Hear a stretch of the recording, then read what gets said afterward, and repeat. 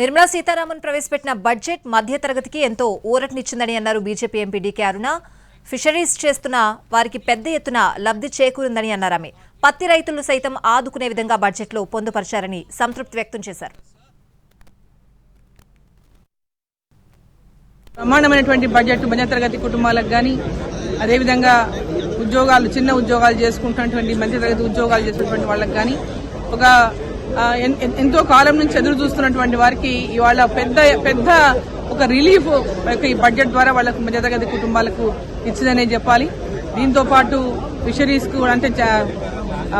కి అంటే చేపలు పెంచుకునేటువంటి వారికి కూడా పెద్ద ఎత్తున దీంట్లో లబ్ధి చేకూరే విధంగా ఈ బడ్జెట్ లో పెట్టడం జరిగింది.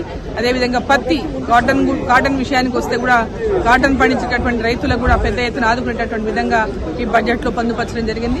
సో ఓవరాల్ గా చూసుకుంటే ఈ బడ్జెట్ లో బ్రహ్మాండంగా అందరూ ఏదైతే ఎదురు చూస్తారో ఇంతకాలంగా ఈ బడ్జెట్ లో ఏదైనా ప్రత్యేకత ఉంటుందా అని మధ్యతరగతి కుటుంబాల వారు, ముఖ్యంగా మధ్యతరగతి కుటుంబాల వారు ఏదైతే ఆశించిండ్రో, ఎన్నో రోజులుగా ఆశిస్తా ఉన్నారో వారి కలలు నెరవేరేటటువంటి విధంగా ఈరోజు ఈ బడ్జెట్